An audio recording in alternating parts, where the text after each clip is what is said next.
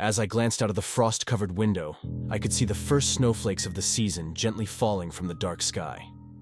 December always had a tranquil beauty, and yet, there was something chilling about this particular winter night. I decided to bundle up and head outside for a walk, hoping the cold air would clear my mind. Little did I know, this walk would turn into a nightmare I would never forget. Walking down the quiet, snow-covered streets, I found myself drawn towards a distant sound. It was a haunting melody, faint at first, but growing louder with each step.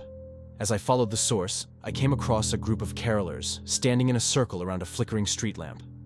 Their faces were obscured by the shadows, and their voices were filled with despair. Mesmerized by their eerie performance, I hesitantly joined in their circle. Their eyes were hollow, their smiles twisted into grotesque grins.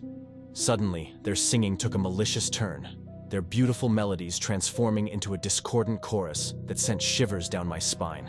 The darkness seemed to grow around us, suffocating the night. I tried to escape, but I couldn't break free from their spell. The carolers moved closer, their icy breaths mingling with mine. Their touch was bone-chilling, each finger like daggers against my skin. Panicking, I screamed for help, but the sound was swallowed by the hushed whispering of the wind. As the night dragged on, the carolers stole my voice, my warmth, and my very soul. On that cold December night, I became one of them, destined to wander the streets in eternal darkness, seeking redemption that would never come. Christmas was always a magical time for me, filled with joy and anticipation. But this particular December, an unsettling presence seemed to follow me everywhere I went. It started with a seemingly harmless ceramic doll clutched tightly in my grandmother's wrinkled hands. The doll was different from the rest, its eyes cold and lifeless. Whenever I passed by, it seemed to lock its gaze with mine, filling me with an inexplicable dread. It watched me, following my every move, its eerie smile becoming more sinister each day. I couldn't shake off the feeling that it was alive, waiting for the perfect moment to strike. One night, unable to bear the doll's haunting gaze any longer, I decided to hide it away. As I tiptoed to the attic, I felt a chill in the air. The creaking of the old wooden steps echoed through the silent house. I opened the door, and a gust of icy wind rushed towards me. The attic was dimly lit, shadows dancing along the walls. I placed the doll inside a dusty trunk and quickly shut it, relief washing over me. But as I turned to leave, a sigh escaped from behind me. I froze, my heart pounding in my chest. I could feel its presence before it whispered my name, menacing and filled with malice.